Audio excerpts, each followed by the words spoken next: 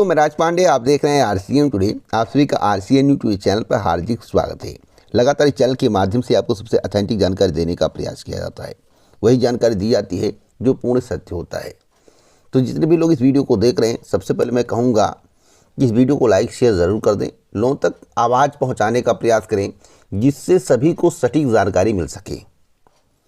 पहली खबर के बारे में बात करने से पहले वीडियो को पहला लाइक आप करिए और कमेंट बॉक्स में अपनी प्रतिक्रिया दीजिए कि जो मेरे द्वारा बताया गया कितना सत्य है और मेरी बातों में आपको कितना दम लग रहा है, मेरा विश्लेषण आपको कितना पसंद आया।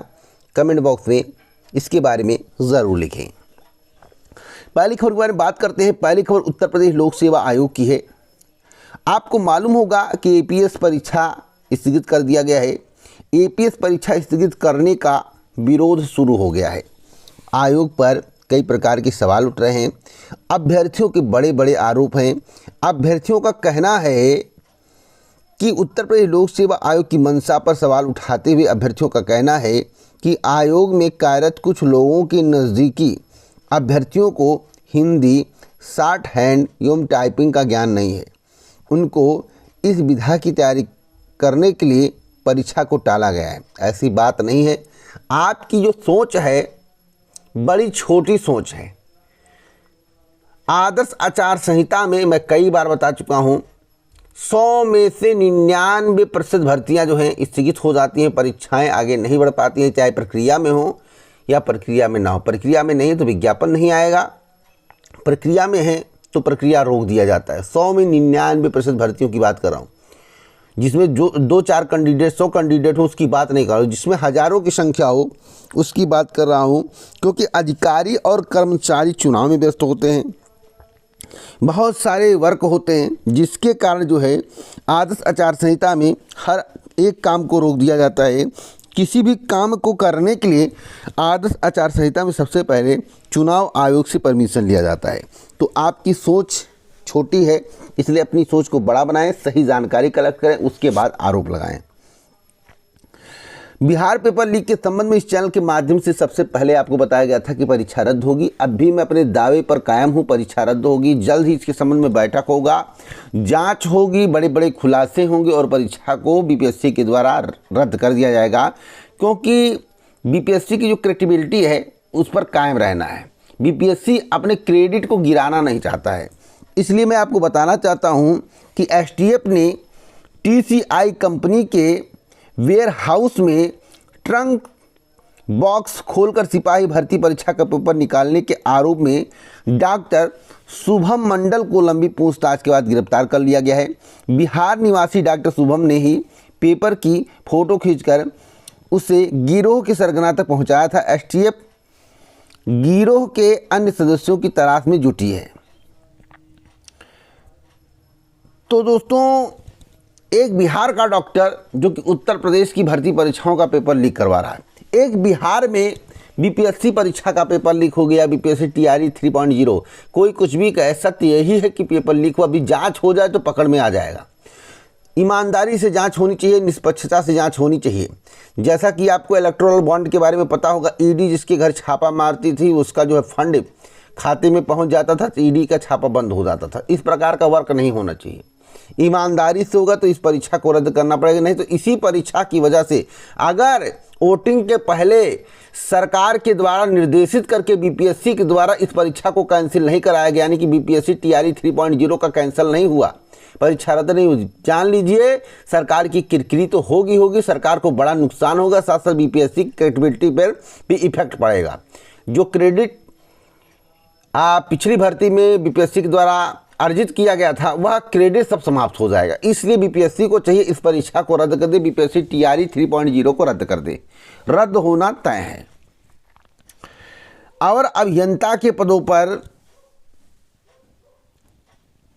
बीटेक वालों को शामिल करने की मांग चल रही थी, लेकिन बीटेक वाले अब और अभियंता के पदों पर शामिल नहीं होंगे। अभी करंट की जानकारी अनुसार आपको मालूम होगा, पहले 2847 पदों पर भर्ती का विज्ञापन जारी हुआ था। 1169 पद और जोड़ दिए गए हैं। तो खुशी की बात है, आपको जमकर तैयारी करनी चाहिए। आगे कोई अपडेट मिलेगा तो ज़रूर बताऊंगा। आपको बता दें लगभग 1.5 माह के अंदर 11,404 पदों पर भर्ती की प्रक्रिया शुरू हो चुकी है। इसे अधिकतम 15,000 तक पहुंचाने का प्रयास किया जाएगा। उसके बाद जितनी भी भर्तियां होंगी वह पेट 2024 के अंतर्गत आएंगी। उत्तर प्रदेश के मुख्यमंत्री योगी आदित्यनाथ जी का स्टेटमेंट जान लेते हैं। देखिए दोस्तों, आपको मालूम होगा कि दरोगा की भर्ती आई थी, बम्पर पदों पर आई थी, उसमें भी धांधली के आरोप लगे थे, लेकिन उस पर निष्पक्ष कोई जांच नहीं हुई थी। जो उसके संबंध में बोलने का प्रयास करता था उसे दबोच दिया जाता था। कुछ अभ्यर्थी धरना प्रदर्शन करने के लिए गए थे, उनको भी दबोच दिया गया था। इस भर्ती के बारे में हर किसी को पता है, कुछ बताने की आवश्यकता नहीं, इन्हीं लोगों को ज्वाइनिंग दिया गया था। डॉक्टर भीमराव अंबेडकर पुलिस अकादमी में शनिवार सुबह पासिंग आउट परेड के बाद उत्तर प्रदेश पुलिस को 749 दरोगा मिल गए हैं। परेड की सलामी बतौर मुख्य अतिथि मुख्यमंत्री योगी आदित्यनाथ ने ली। तो मैं आपको बताना चाहता हूं कि पारदर्शिता बहुत ही अहम भूमिका निभाता है। आप कितना भी कहो कि पारदर्शी है, पारदर्शी है, पारदर्शी है, लेकिन पारदर्शिता अपने आप झलकता है। और मैं आपको बताना चाहता हूं, पारदर्शी भर्ती प्रक्रिया ही इंसान को उसके क्रेडिट बनाने में मदद करता है। यानी कि जो मुख्यमंत्री पद पर आसीन हैं वह भी इंसान हैं। अगर उनको अपना क्रेडिट बनाना है तो फिर आपको सही तरीके से वर्क करना पड़ेगा। भाई धांधली से कोई कुछ भी कर ले, भाई रोज़ बेईमानी करो, रोज़ धांधली करो, तो आप सत्ता में हो अलग चीज़ है। विदाउट धांधली हो तो आपकी क्रेडिबिलिटी है, आपकी ईमानदारी है, तब आप सत्ता में हो। तो हर एक भर्ती में पारदर्शिता होनी चाहिए। सरकार को इस विषय में सोचना चाहिए। आरोप लगने के बाद उसका निरीक्षण परीक्षण जांच होना चाहिए और तुरंत का तुरंत आदेश पारित करके उस भर्ती में जो भी अनियमितताएं हैं उसके खिलाफ कार्रवाई करनी चाहिए।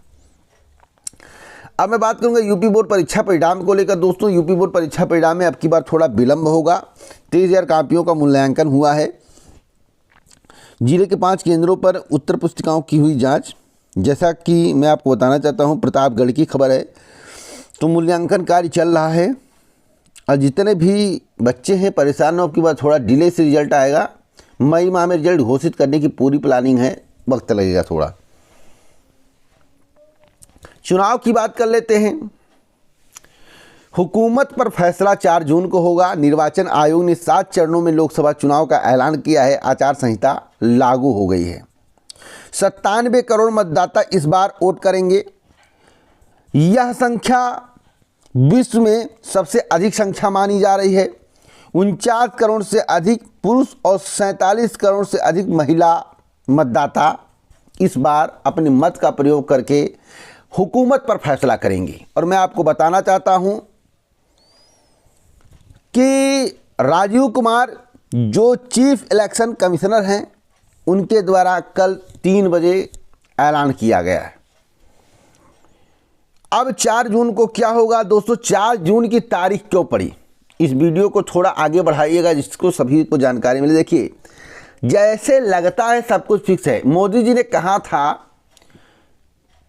कि अब की बार 400 पार, 2024 अंक 4, 400 सीट अंक 4, 4 जून को रिजल्ट आएगा अंक 4। आप सोचिए,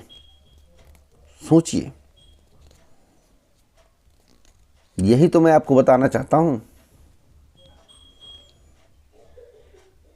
यही मैं आपको बताना चाहता हूं। बाकी ईवीएम से ही चुनाव होगा। इतना जो गैपिंग हुआ है चुनाव पीरियड में, इतना लंबा वक्त खींचा गया है, इस पर भी लोग संदेह जता रहे हैं, क्योंकि ईवीएम पर पहले ही संदेह था। मामला कोर्ट में था, भले ही कोर्ट में ना सुनवाई हो, भले ही कोर्ट के द्वारा कुछ भी आदेश पारित ना किया जा रहा हो, भले ही चुनाव आयोग इसको कह रहा हो 100% निष्पक्ष है, लेकिन दिमाग में जो भ्रम है उस भ्रम को दूर करना चुनाव आयोग का काम है। लेकिन उस भ्रम को चुनाव आयोग दूर नहीं कर पा रहा है। चुनाव आयोग तो कहेगा कि भैया हम 100% जो है, कहते हैं कि इलेक्ट्रॉनिक वोटिंग मशीन जो है ईवीएम सेफ है। बाकी जनता के दिमाग में वह सेफ है या नहीं, यह भी सोचने का विषय है। तो इतना लंबा वक्त के बारे में आप लोग कमेंट बॉक्स में ज़रूर बताएं। दोस्तों अब बात करते हैं आदर्श आचार संहिता में फंसने वाली भर्तियाँ।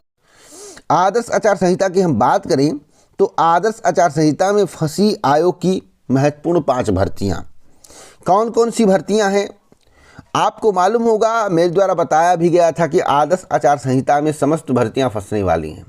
वीडियो देखेंगे चैनल पर अपलोड होगा, उससे पहले पूरे यूट्यूब पर कोई आपको नहीं बताया था। लोकसभा चुनाव की आदर्श आचार संहिता में यूपीपीएससी की 5 भर्तियाँ फंस गई हैं। आयोग को एलटी ग्रेड शिक्षक भर्ती, राजकीय डिग्री कॉलेज में असिस्टेंट प्रोफेसर भर्ती, खंड शिक्षा अधिकारी की भर्ती, सम्मिलित राज्य कृषि सेवा की भर्ती, सम्मिलित राज्य अभियंत्रण सेवा भर्ती से संबंधित रिक्त पदों का अधियाचन आयोग को मिल चुका है, लेकिन कई विसंगतियां हैं। उसका समाधान अब चुनाव के बाद ही होगा। लेकिन किसी की परीक्षा तिथि तय नहीं है। कोई परीक्षा समकक्ष अर्हता तय न हो पाने के कारण जो है शासन ऐसे नियमावली को मंजूरी मिलने के इंतजार में अटकी पड़ी हैं। वहीं कुछ परीक्षाओं की बात करें तो शासन से परीक्षा योजना और पाठ्यक्रम को मंजूरी मिलने का इंतजार है। शनिवार को अधिसूचना जारी होने के साथ ही आदर्श आचार संहिता लागू हो गई है। सो अभ्यर्थियों को अब चुनाव के बाद का इंतजार करना पड़ेगा। और मैं आपको बता दूं, सभी भर्तियों पर कार्य जो है 20 जून के बाद स्टार्ट होगा, जो नई भर्तियां हैं।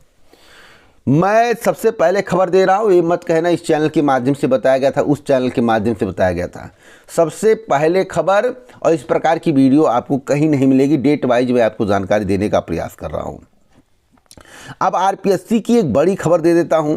आरपीएससी का नवाचार, डमी अभ्यर्थी रोकने की कवायद शुरू कर दी गई। अब ओएमआर सीट पर अभ्यर्थियों का थंब इम्प्रेशन होगा, जिससे धांधली पर लगाम लगाया जा सके, क्योंकि दूसरे के स्थान पर दूसरे लोग बैठ जाते थे। थंब इम्प्रेशन जब लगाएंगे, जब दोबारा प्रक्रिया को आगे बढ़ाया जाएगा, थंब इम्प्रेशन का जब मिलान किया जाएगा, अब मैच नहीं करेगा तो आप पकड़े जाएंगे। इसलिए आरपीएससी ने जो बदलाव किया है वह बहुत ही अहम है। इससे भर्ती परीक्षा में निष्पक्षता जरूर आएगी, इसमें दो राय नहीं है। अगली खबर नई प्राथमिक शिक्षक भर्ती को लेकर है। नई प्राथमिक शिक्षक भर्ती के संबंध में बहुत बड़ी खबर प्राप्त हुई है। आपको बता दें, अगर आप नई प्राथमिक शिक्षक भर्ती का इंतजार 2024 में कर रहे हैं तो आपका इंतजार करना अभी की जानकारी के अनुसार बेकार है।